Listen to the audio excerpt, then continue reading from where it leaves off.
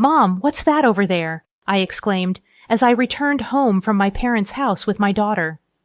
We were met with piles of trash bags in front of the entrance. As we approached, I realized that these bags contained my daughter's and my belongings, carelessly packed as if they were actual trash. Confused, I exclaimed, "What's this? Why is this happening?" My daughter tearfully pulled out her beloved stuffed animal from one of the bags and hugged it tightly, frustrated. I marched towards the entrance, only to find that the locks had been changed while we were out. It became apparent that my mother-in-law and sister-in-law were behind this. Ringing the doorbell and knocking several times yielded no response. "What is this? Isn't it terrible?" I muttered. Upon closer inspection, one of the trash bags had a note that read, "Parasites disappear, never come back."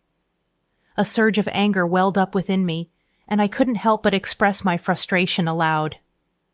"The real parasites are you," I muttered. This was the worst treatment I had ever received from my in-laws in 15 years. Not only me, but making my daughter feel this way too was unbearable. My patience exhausted, boiling with anger, I loaded our belongings into the car and we returned to my parents' house. "I will never come back to this house again," I declared. "I'm looking forward to seeing what happens to the parasites when their host is gone. My name is Sarah. I am currently 43 years old. I live with my husband, daughter, and my husband's mother and sister. I can't say we live happily. I work from home. But this house is never peaceful. The issue lies with my mother-in-law and sister-in-law Diane. They have disliked and ignored me for over 10 years. As my daughter Tracy grew up, it bothered me less and less. I mainly work as a personal consultant. I started as a fortune teller, but as my blog became popular, I began receiving more consultations on attracting customers, leading to my current job. I met my husband Kent through a friend's introduction when I was training to be a fortune teller. I'm working SES at a pharmaceutical company, and I also do affiliate marketing as a side job, which is finally starting to take off. Kent gave me enthusiastic advice on attracting customers when I expressed my struggles with fortune telling. Attracted by his kindness, we started dating and got married a year later. At that time, our income wasn't great, but Kent always supported me. I'm so glad I married Kent. I truly felt this way. Living with my in-laws began about a year after I got married. It started when my father-in-law, who had been healthy until then, suddenly passed away. My mother-in-law felt insecure about the future and asked my husband to live with us. We agreed to live together in exchange for her taking care of the household chores. Initially, my mother-in-law welcomed our living together and was happy. I hoped we would get along well, but I was mistaken. 2 months later, she began completely ignoring me, perhaps dissatisfied with me not helping with the housework. Soon, my sister-in-law Diane also started ignoring me. I didn't mind being ignored, but the challenging aspect with my mother-in-law was her tendency to involve others. Not only did Diane, my sister-in-law, hear about it, but even neighbors and relatives were informed that my daughter-in-law stays at home, but says she's working, leaving all the housework to me. If I stay even a little, she talks back 100-fold, so I just ignore her. To make matters worse, my mother-in-law would suggest to others, "You better not talk to her too. It'll be troublesome." As a result, people around the in-law house began giving me only tepid responses to my greetings. I felt isolated, and it became very difficult. Despite my pleas to stop spreading strange rumors, my words were completely ignored. Although my mother-in-law's attitude softened slightly when my daughter Tracy was born 2 years after we started living together, her overall stance towards me hardly changed. However, she was very fond of Tracy, and having her help with household chores and childcare was a huge relief. As my work became busier around the same time, my husband Kent's side business started to struggle, and he seemed unable to adapt to changes in the affiliate marketing market.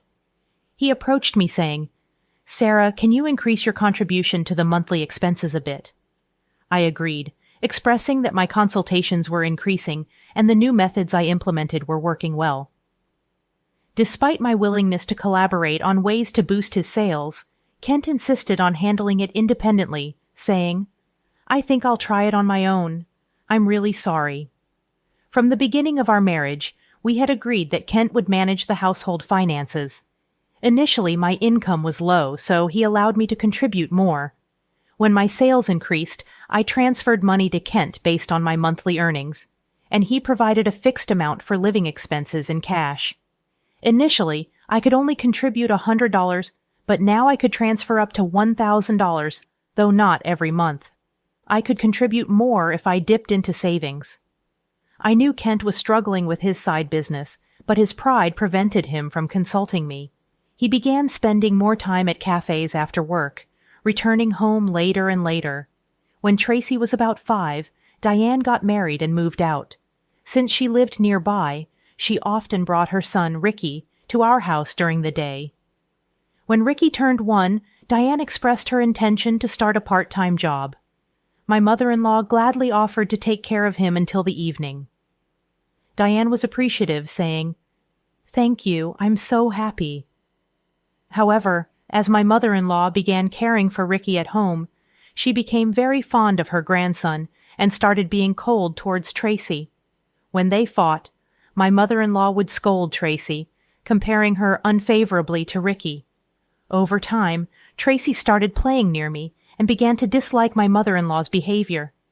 I spoke up, saying, "Talk to your mother, Tracy, and Ricky are both her grandchildren. She should treat them the same.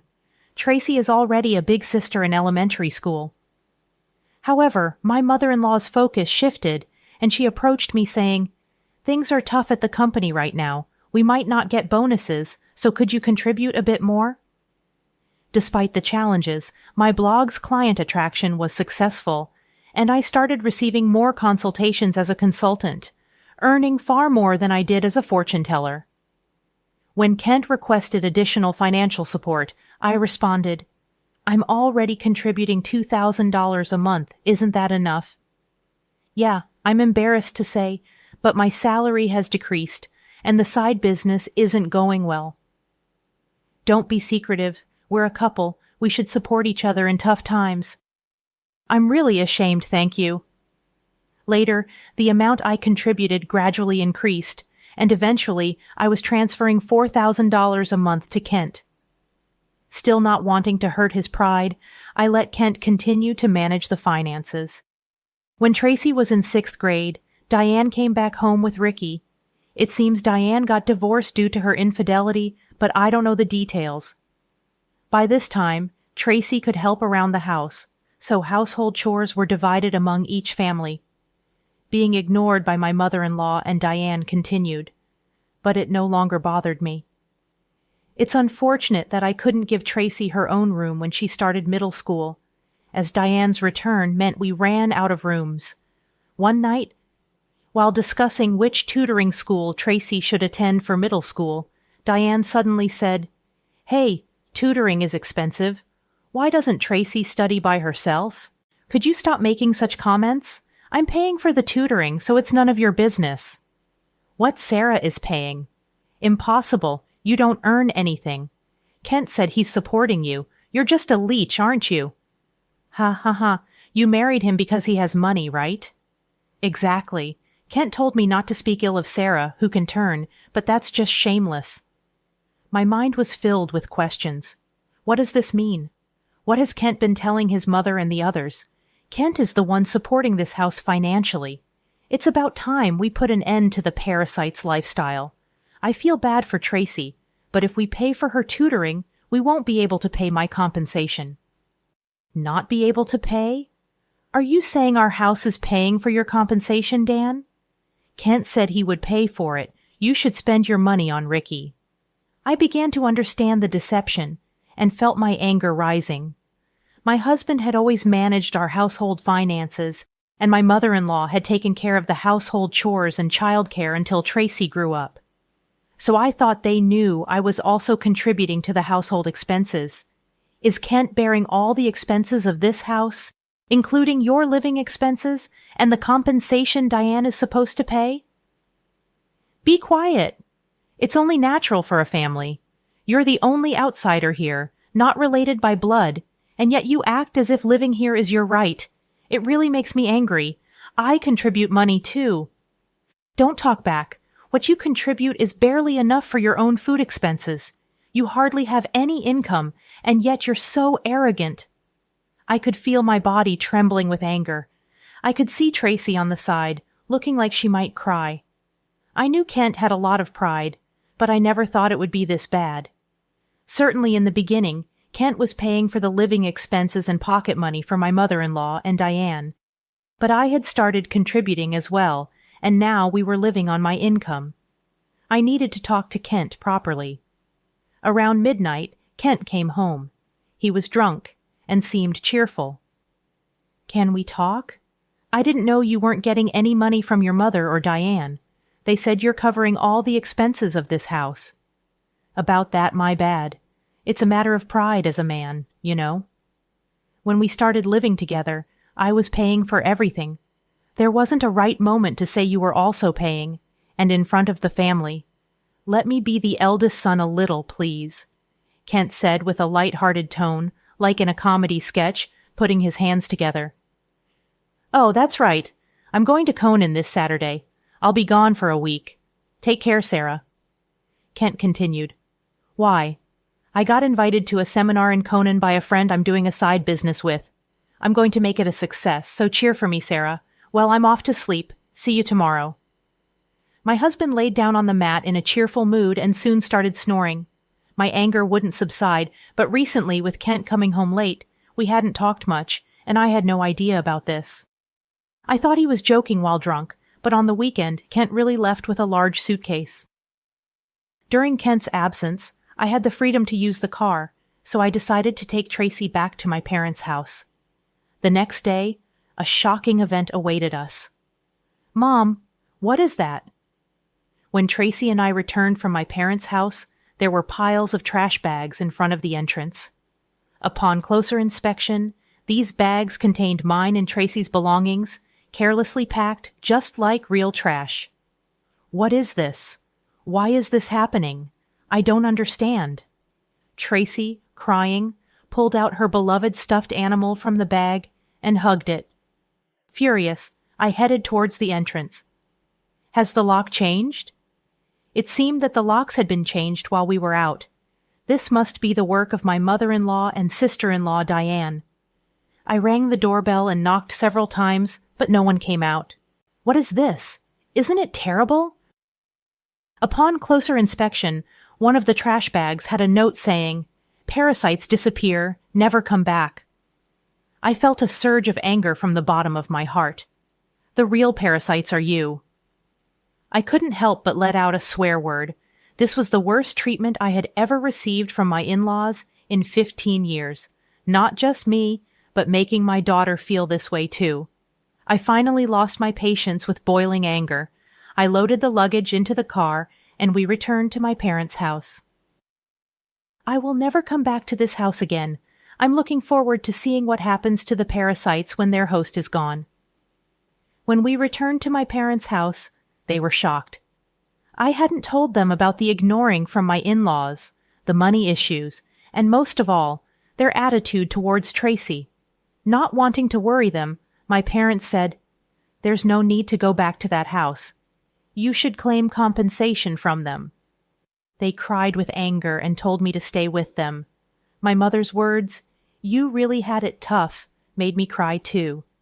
In reality, I had been trying my best all this time. Enough is enough. I finally decided to confront my feelings while staying at my parents' house. I contacted a friend who had introduced me to Kent. She was connected to Kent's side business friends. "Are you doing well? I want to ask you something. Do you know if Kent's friends are currently in Conan, that famous entrepreneur seminar, right?" I was invited but wasn't interested, so I declined. Kent didn't go, did he? "Yeah, that's right. By the way, I heard Kent quit his job and is now managing a business with his wife. You two must be close." "Ah, yes, that's right," nonchalantly I replied and hung up. Immediately after, I called Kent's company. What my friend said was true, and to my surprise, Kent had quit his job 2 years ago. This meant that for the past 2 years, I had been paying almost all of the living expenses for my in-laws. Looking back over the years, I suddenly felt hollow. A week later, I received a laid-back message from Kent saying he was back in the U.S. After continuously ignoring him, I stopped hearing from him altogether. He must have heard the news back home. Expecting persistent contact from Kent, I hired a detective to investigate him. The investigation revealed that Kent, dressed in a suit in the morning, spent his afternoons gambling and evenings at a woman's house. So, I asked for an investigation into his infidelity as well. 3 weeks later, Kent called me. It must have been close to his former company's payday, and he was panicking. "Sarah, sorry I couldn't contact you. I'm sorry for what my family did. I heard they kicked you out, and I was thinking, why did it come to this? Really. Did you tell the truth to your mother and Diane?"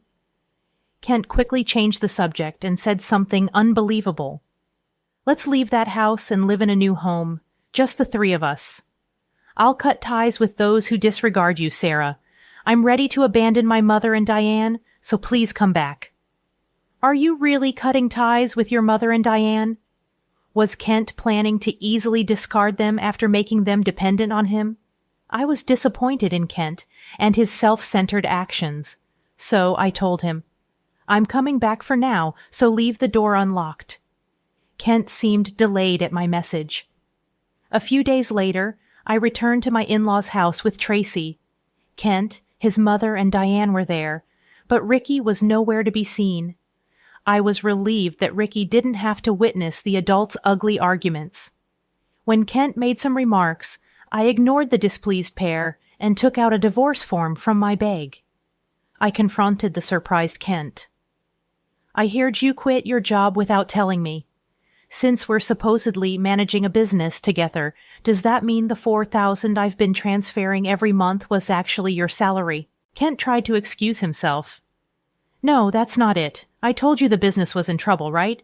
So I decided to quit before getting fired." "But Carly, I heard you quit 2 years ago, right? I called your company and it's still not bankrupt," I said, pressing further. "By the way, what role do you play in our joint business? Management? Are you the accountant?" Kent became increasingly uneasy and started sweating. "Kent is supporting the whole family, isn't he, Mother? He quit his job. His side business isn't going well, and yet it's a mystery where the money is coming from. I'm leaving, but please continue to get financial support from Kent." My mother-in-law and Diane's faces turned pale and ashen. "But the other day on the phone, you were crying and begging to save only yourself, saying you'd cut ties with your mother and sister. Ha ha ha. But that won't happen. I'm also discarding Kent here." "What do you mean?" "I don't understand," Kent stammered. "Kent hasn't been going to work. That's a lie. He leaves in a suit, and Sarah was supporting the household. It's true. Sarah has been paying for everything for years. I'm unemployed now and not doing any side business. We're going to have a hard life because you guys kicked Sarah out. We could have had an easy life without working if you hadn't done anything unnecessary. What do you mean by that? You were planning to abandon us, weren't you?"